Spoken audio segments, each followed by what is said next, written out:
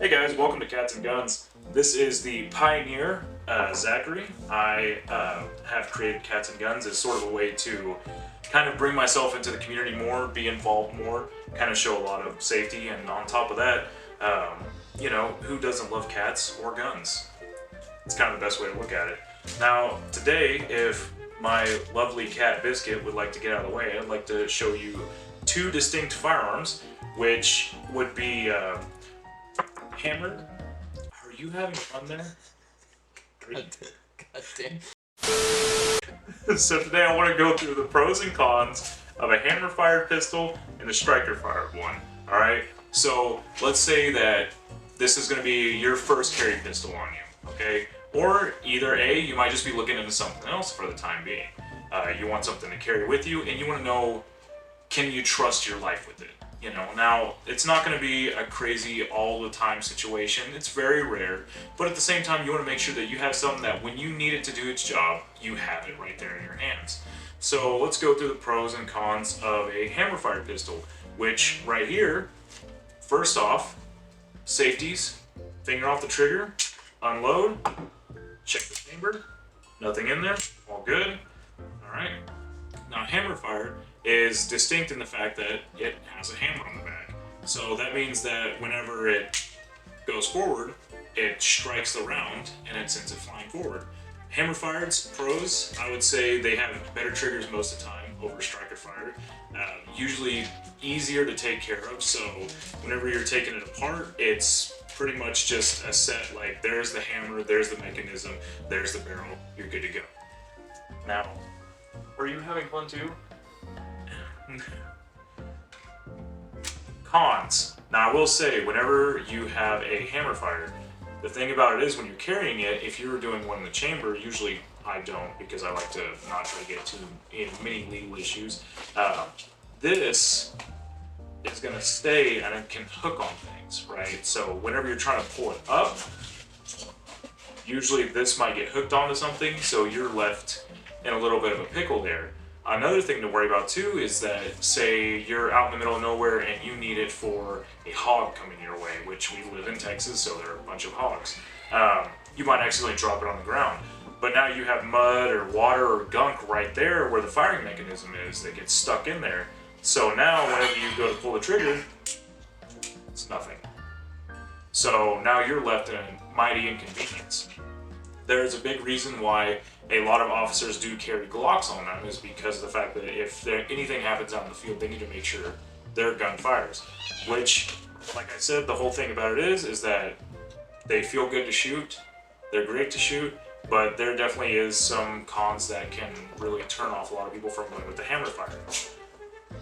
Now, on the opposite end, don't mind with bullets, striker fired, which this is a PSA dagger that my sister had purchased, and on this off chance, I've been looking at one of these myself. They are pretty nice. They're modeled after a Glock Gen 3, the Glock 19 I should say, which I'll be showing a picture right there.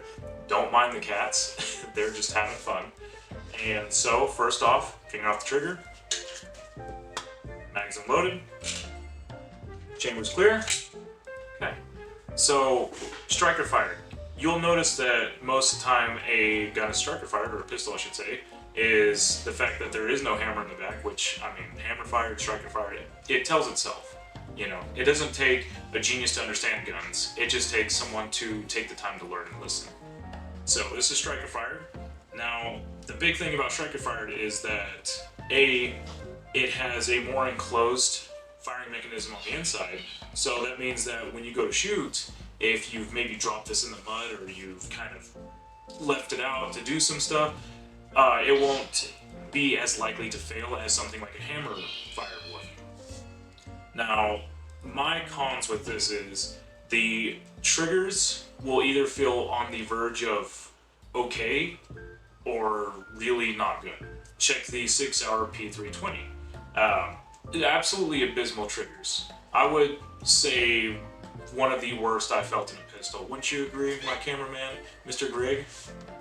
Yeah, I mean, from what I've seen and felt, it's a little concerning. It's not good, is it? It feels like shooting a Nerf gun almost. It feels like going to Taco Bell and ordering yourself a Crunchwrap just to not get a Crunchwrap, you know? I mean, I wouldn't know. I don't get a Crunchwrap, but you know, I fucking feel you on that one. Anyway, so the big thing is that this is definitely like something that you want to make sure that you get a decent one of a striker fire, just because of the fact that it's like I know there are Tauruses out there, and you know they're definitely the budget guns. I have nothing against them, but it's one of those things where really look into the brands you're trying to get, because while they may have a cheaper price tag, you know, cheaper price tags gonna come with the cheaper, you know, materials. So definitely don't want to put your life into the hands of something that might just break on you mid-shot. Now, the PSA dagger, I actually got to shoot this weekend.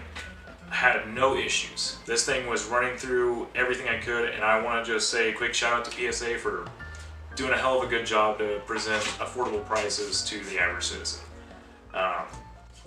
There's I'm not endorsing PSA on this one, but you know, they made themselves a solid gun. So we're gonna put this back in here. Now, the cons to this, right, is definitely gonna be going down to the trigger. The trigger just doesn't like feel as good to me. I'm very, you know, a touchy-feely kind of guy. I like to understand what I'm shooting and how I shoot it.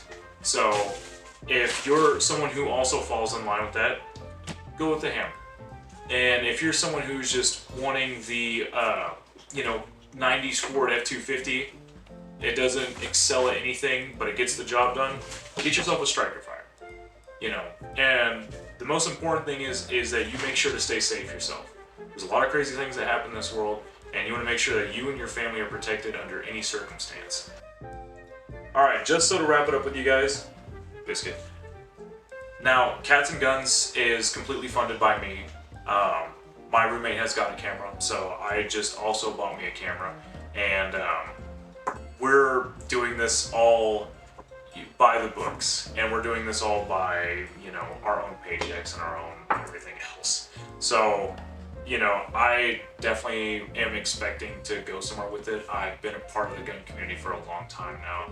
I've been working with a lot of the guys locally around here. I do intend on becoming a gunsmith later on in the future, me and one of my buddies.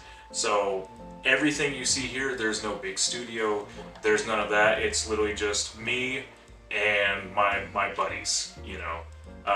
All the guns that I'm showing you now are ones I've bought legally. You know, obviously make sure to buy your stuff legally, okay? Or a buddy brings one along and we all get to share and indulge in that. So I can't say I'm gonna have a 10,000 round review, but I can say I've got your average range day review with your average guns that you or someone you know may carry with them. So please look forward to us in the future. I'll be seeing y'all guys later.